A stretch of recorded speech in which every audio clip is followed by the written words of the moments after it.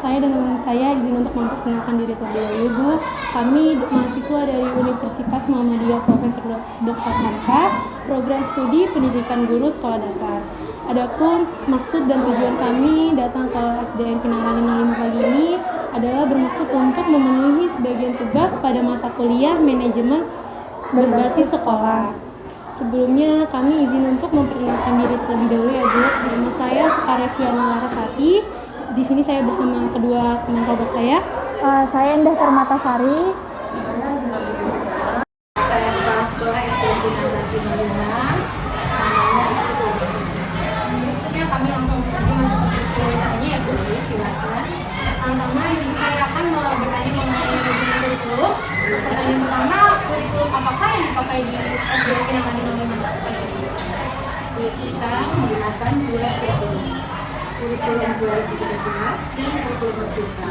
Kurikulum Merdeka itu kelas 1 dan kelas 2. Kurikulum 13 kelas 2, kelas 3, kelas 5 dan 6.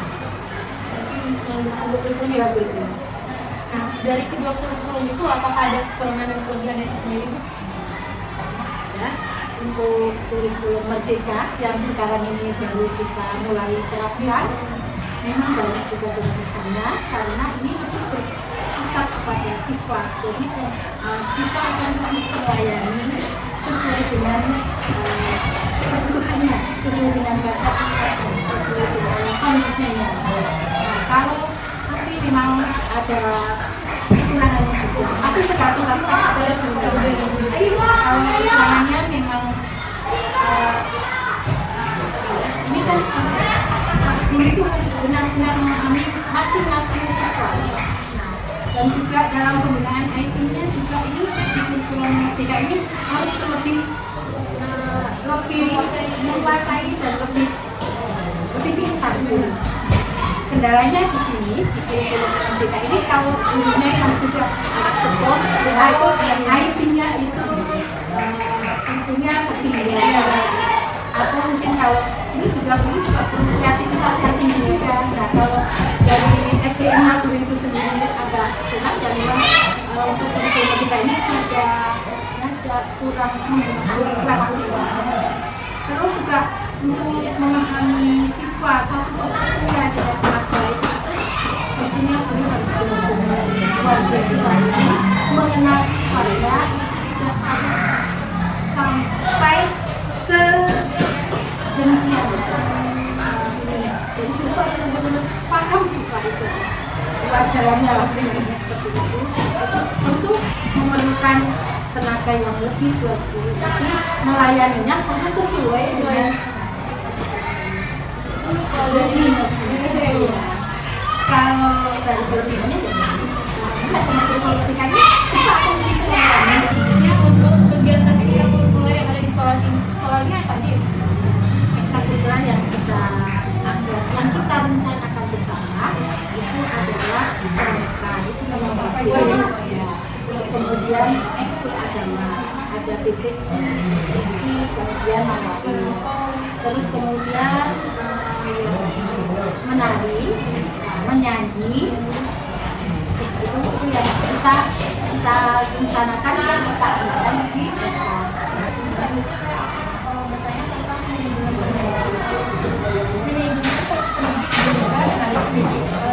Ada berapa ya, Bu? Jumlah tetap dan jumlah apa?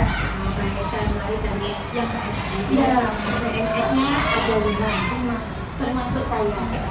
Itu ada 9. Honor murni gurunya ada 3. Guru mata pelajaran agama 2, guru kelas 4. Kondisi gurunya. Kalau pendiknya perlu diperhatikan. Pendiknya operator 1 sudah kami, kemudian penjaga 2 sudah. Jam mengajarnya itu berapa jam ya? Untuk gurunya minimal sih 24 jam, tapi di sini tidak harus 24 jam. Kecuali guru agama. Guru agama ini yang kelas 1 sampai kelas 3 itu 24 jam. Kalau kelas 4 yang guru agama kelas 4, 5, 6 itu 24 jam. Apa saja yang dilakukan untuk mengembangkan kemampuan mengajar ini? Pelatihan tahun yang sudah ini yang dibicarakan itu guru-guru mengikuti beberapa pelatihan. Yang pertama pelatihan untuk guru-guru berbeda itu sampai kita mengadakan pelatihan itu 2 kali, 3 kali pelatihan untuk mematangkan itu pelaksanaan bibliotika. Kemudian guru-guru semua juga mengikuti pelatihan penyusunan kisi-kisi dan soal, itu semua guru. Terus kemudian pelatihan-pelatihan yang lain saya kurang paham karena banyaknya pelatihan yang Zoom itu kita sesuaikan dengan guru kelasnya dan kebutuhannya. Itu yang diselenggarakan oleh P2KPTK juga ada, diselenggarakan oleh kementerian juga ada. Pertanyaan mengenai supervisi, bagaimana proses pelaksanaan supervisi yang dilaksanakan di SD Pinangmanti Kasunanan Pagi?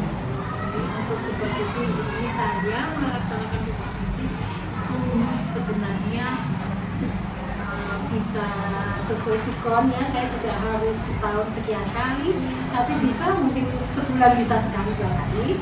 Tapi yang kami rencanakan adalah yang kami buat rencana itu sebulan sekali.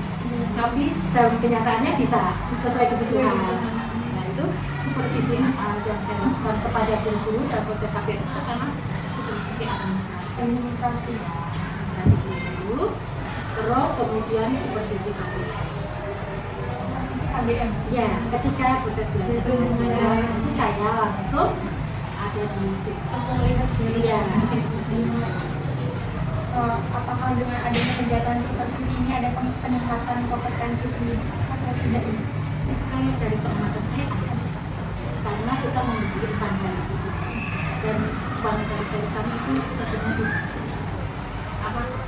dipahami dan dilaksanakan. Bagaimana pengelolaan dana siswa dulu? Pengelolaan dana pos kita sesuai dengan RKAS dan rencana anggaran sekolah tadi kita susun di awal tahun dengan raker bersama teman-teman. Kita sesuaikan dengan apa yang kita butuhkan di sekolah. Terus yang kedua, dana apa saja yang akan sampai penerima? Yang dari APBN itu bos, dari APBD BUP. Tapi BUP itu yang seperti saya bilang tadi, anggarannya hanya turun sekian persen, mungkin bisa 30 atau 40%. Tidak turun sekian. Kemudian apakah sekolah transparan kepada wali sekolah atau Wali murid? Wali murid, ya. Gitu. Kita transparan. Jadi kita rapat dengan pihak komite setelah kami menyusun anggaran yang tadi, kemudian kita sosialisasikan dengan bagaimana sikap Ibu ketika ada guru yang melakukan tindakan indisipliner gitu, Bu? Maksudnya ya, saya harus mendisiplinkan dia, harus memberikan bimbingan-bimbingan, dan ya kalau bimbingan secara lisan itu tidak dilaksanakan, saya akan bikin surat peringatan SP1, SP2 dan 3, dan sampai selanjutnya tentunya akan sanksi yang lebih berat lagi. Tapi apabila di sini tidak ada. Selanjutnya saya mau bertanya lagi mengenai sarana dan prasarana di sekolah ini. Nah, yang ada di sekolah ini untuk sarana dan prasarananya apa saja? Dan masalahnya tentunya sangat banyak.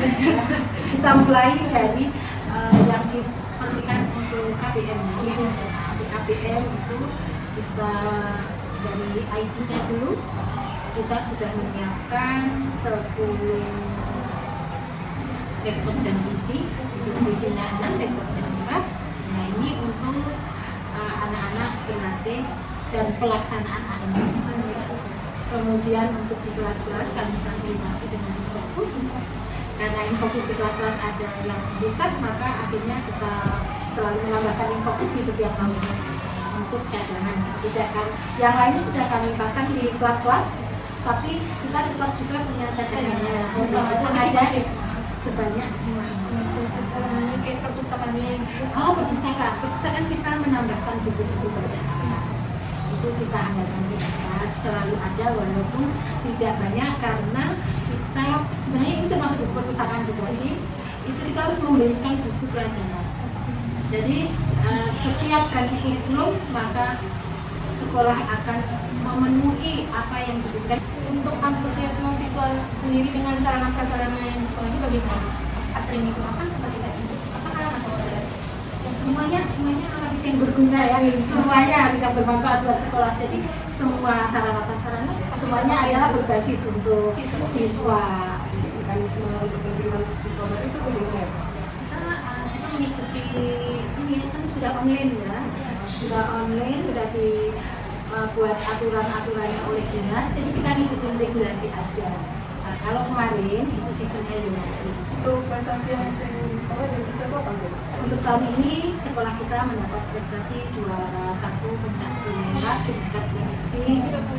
Ya, itu dari anak kelas 5, dari anak kelas 3 dan kelas 4 kemarin juara 1 juga. Nah, untuk di tahun ini memang sepertinya ibu yang bisa menilai untuk prestasi karena sebelumnya kan pandemi ya, jadi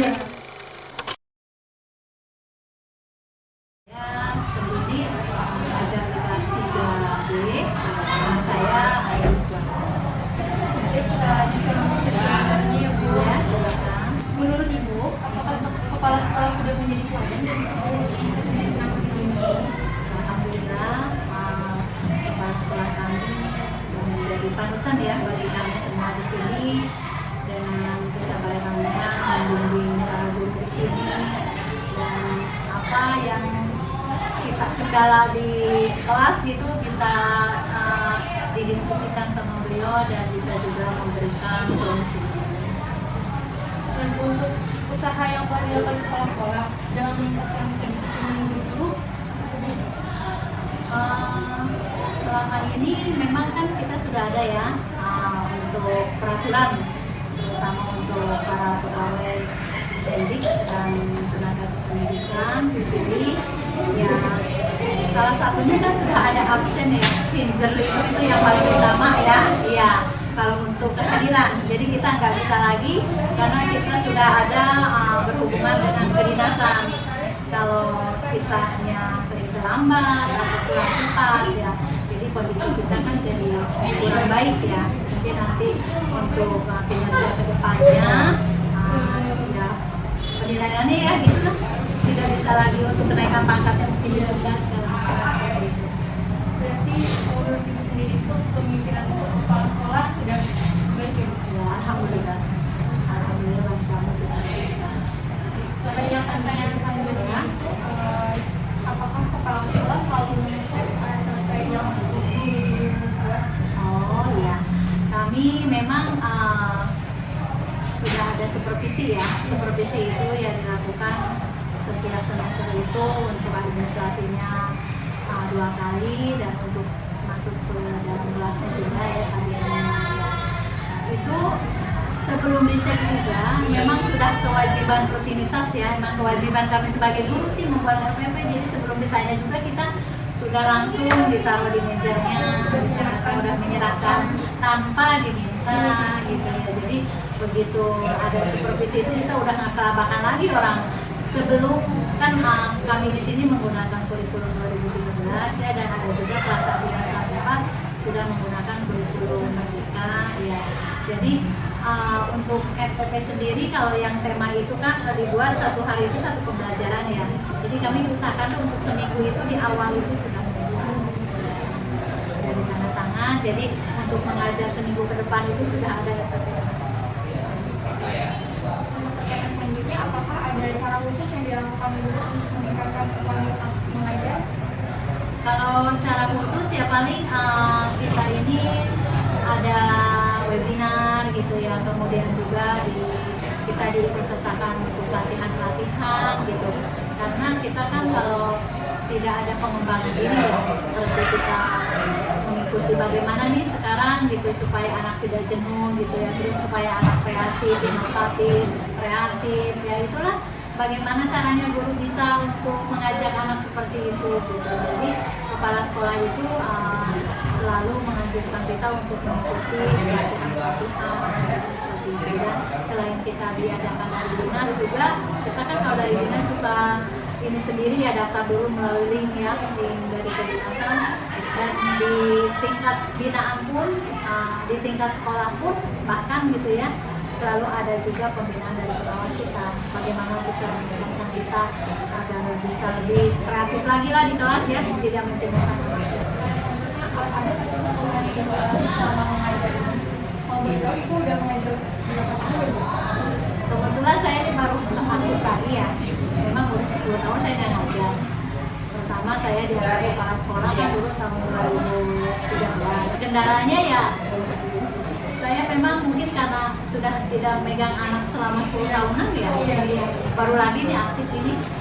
Jadi agak ini juga gitu, maksudnya apa yang kita udah rancangkan mau begini-begini ternyata kok di lapangannya berbeda kondisinya gitu. Anak itu kok pengennya anak itu bisa mengikuti apa yang kita rencanakan, misalnya kerja kelompoknya dengan tertib gitu, terus aktif gitu, banyak itunya ya, apa tanya jawab semuanya. Ternyata ya itulah apa yang kita rencanakan tidak semua bisa berhasil gitu ya. Jadi itulah jadi catatan buat kami ya, para guru khususnya saya ya, bagaimana caranya biar lebih lagi dievaluasi, oh ini sepertinya memakai metode ini kurang cocok gitu, nanti kita buat lagi metode yang lebih menyenangkan anak dan itu sekaligus dalam pembelajaran gitu. Karena anak-anak sekarang ini kalau tanpa diselingi dengan apa namanya permainan gitu udah kayaknya di kelas itu udah kayak apa gitu. Itu sih kelas rendah ya, kelas rendah itu susah diatur.